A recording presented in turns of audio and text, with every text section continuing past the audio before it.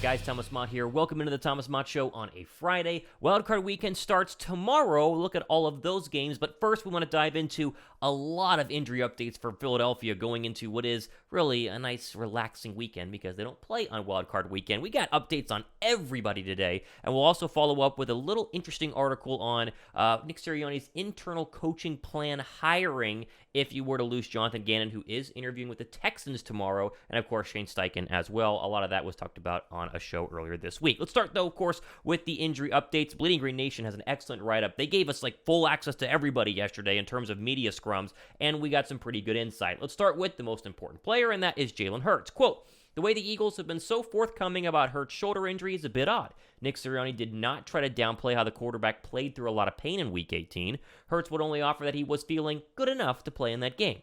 Coaches and players aren't always so transparent as the Eagles have been in the situation, so not totally sure what to make of that. Evidence seems to suggest they're being honest. Hurts appeared to be limited on Thursday. Noted he will also practice today." Now, a couple of really good videos I retweeted on my Twitter account, @RealThomasMott. Tim McManus was showing that Hurts is warming up, but they're really keeping it light in terms of throwing, right? So here's a really good example. We'll just play this one for you real quick via Tim McManus. Hurts is going to roll out, but he's just going to kind of, fake throw a football. There's no football in his actual hand, and so simulating the motion, as McManus said, the ESPN reporter. When asked about this whole situation for one of the first locker room media scrums for Jalen Hurts this year, quote, "It's a good thing there's a bye. He didn't dispute the notion he might not be 100% by next week, but I've played through injuries before," he said. That last line isn't overly comforting. It's at least possible the Eagles are trying to play up the severity of Hurts' injury since Sirianni is so big on the idea of getting the competitive advantage. But the thinking here is that Hurts is once again going to have to play through pain in the divisional round.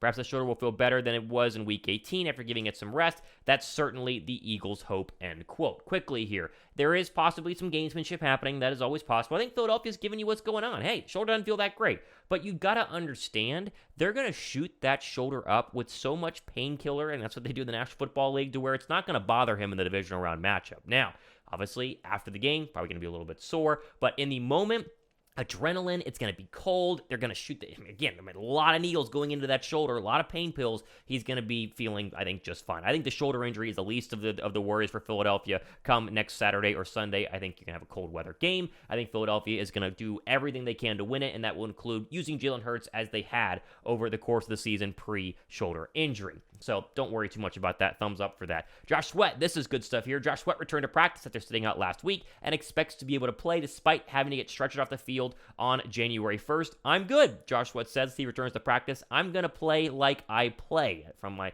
friend of the show, Dave Spadero there. So Sweat, as we talked about, way more precautionary with his situation than actual injury. He's 100% good to go. They're going to get one of their best pass rushers back. You got to figure Philadelphia wants to win whoever they play, beat whoever they play at quarterback. You get 5, 6, 7 sacks like they have done in the past this year. That's a recipe for success. A.J. Brown did not practice. He was seen wearing a sleeve on his calf, but they were just giving him a rest day. No worries there. Robert Quinn also did not practice, but probably another maintenance day because he is 32 years old and ancient. Lane Johnson was not seen at practice with the team, but was doing some conditioning work on the side of the field. He's expected to be able to play in the first-round playoff game. Again, they're going to shoot him so full of painkillers, the odds of him feeling something in the abdomen area are very slim. It's just a re-tear. That's the fear there. But the fact that he was, working out and getting, the lungs ready to go is good news for Lane Johnson. Maddox is still not practicing. We'll see how next week goes, but the guess here is an NFC Championship game return might be more realistic for him.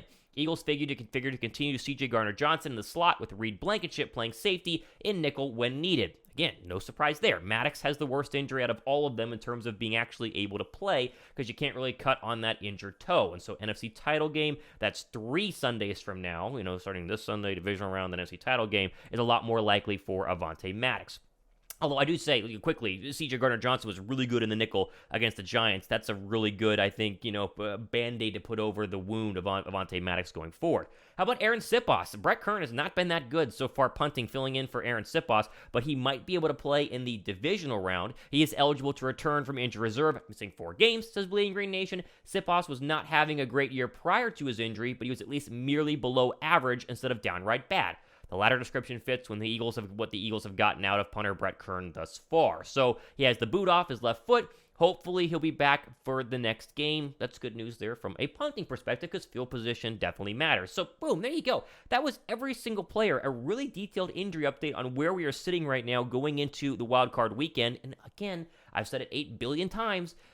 The fact they didn't have to play the wild card weekend is huge. They're going to be very healthy next week. And all these people who are counting out Philadelphia, to me, I just don't buy it. I think Philadelphia's going to have a massive, massive game in the divisional round. I'm going to be at that game, as you guys know. The energy, the atmosphere. I think Philadelphia is going to win and win big. And it's going to be an eye-opening thing for a lot of the national media people, as we talk about, who have bailed on this football team post Jalen Hurts injury. Okay, quickly, I want to go ahead and take a look at some of the weekend games, the 2 Saturday games more specifically, with our friends at FanDuel. Really good no-sweat first bet promo, link down below in the description box. Here's what I would do, right? I love Seattle plus 9.5, and I know everybody is in on San Francisco, but I keep saying they're going to lose at some point. I think Seattle plus 9.5 is a fantastic bet to go ahead and jump in on here, because it doesn't say Seattle wins the game, but it makes it a lot closer. Third time playing each other, divisional opponents. I think San Francisco, possibly a little bit of rain in that one. I think it's going to be a lot harder for Brock Purdy with the pressure than a lot of people realize. I love the Seahawks plus 9.5. Other than that NFL national story, let's go over here to the nightcap on Saturday. Chargers and Jaguars. This line is really close right here. I mean, you could go money line either one of these football teams. Who do you feel more confident in?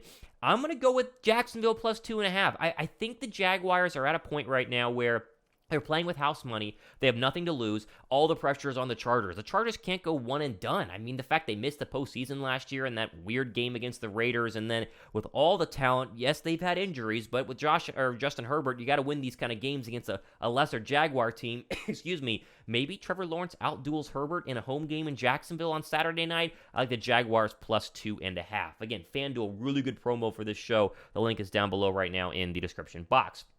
Okay, I want to quickly jump over to this story which broke yesterday, and this is at least worth noting. You see here from NBC Sports Philadelphia, Sirianni has a plan if he loses his coordinators to head coaching jobs. And he was asked about this contingency plan at the podium. Quote, as the head coach, I still have to think about those things because this is a very important part of being a head coach, is who you replace guys with. You're hoping that you have success. You're hoping you lose guys for the benefit of them and their career and their family. You hate to lose guys because the reason they're here in the first place, because I feel like they were really good coaches. Just like you go into a job interview and you say, I want this guy, and this guy. That's not always the reality that you're going to get all those guys. It's the same scenario here. Of course, I want to keep these guys. They're great coordinators, but in the event that I lose them, I have an idea of what I want to do at both spots. The answer is sometimes, yes, it's in the building. Sometimes it's outside of the building. But I feel like we have a lot of good options. I feel like we have a lot of good options in the building that we'd be excited about if that were to happen, end quote. And again, I mentioned at the top, right now, it looks like Gannon's going to interview with the Texans tomorrow. Don't know the exact dates of the Steichen interviews with his multiple phone calls. Think Carolina, think Indy, but those are probably coming this weekend as well. And it sounds like they are expecting to lose at least one, probably both. And if that's the case, then look for Philadelphia to do a lot of internal hiring, as we talked about those, whether it's Marcus Brady or Vic Fangio, who's kind of what's the word right there?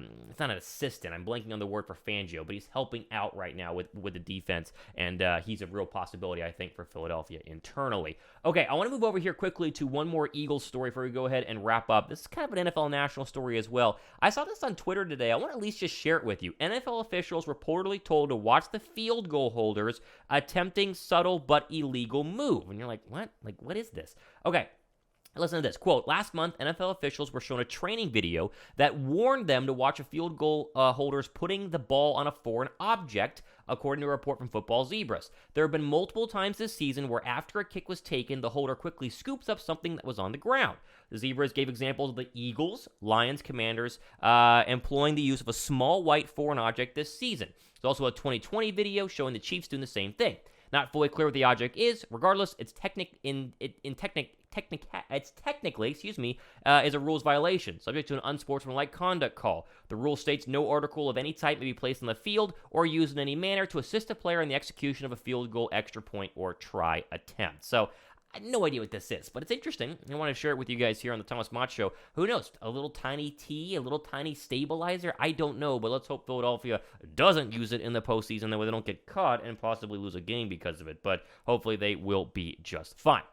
Okay, plenty more stuff happening tomorrow here on the Thomas Mott Show. Again, wildcard weekend, while Philadelphia not playing in this one from an NFL standpoint, we talk about both here on the show. It's going to be fascinating to see these wildcard games, especially in the NFC, and who's going to play in Philadelphia next week. I think it's very clear how I see it is if either Seattle or the Giants were to win, Philadelphia will probably have one of the afternoon games, Saturday afternoon or Sunday afternoon, because it'd be like Eagles-Giants or Eagles-Seahawks, not as big as like a, Eagles-Cowboys or Eagles-Bucks. If it's Eagles-Cowboys or Eagles-Bucks, then Philadelphia will most likely be a Saturday night primetime matchup or the Sunday late afternoon 6:45 kickoff, which will be even more exciting. So we will see. Follow me on Twitter as I'll be keeping you guys up to date there. And of course, be sure to subscribe for plenty more stuff here on the Thomas Mott Show. I'm Thomas Mott. See you guys. Have a good weekend.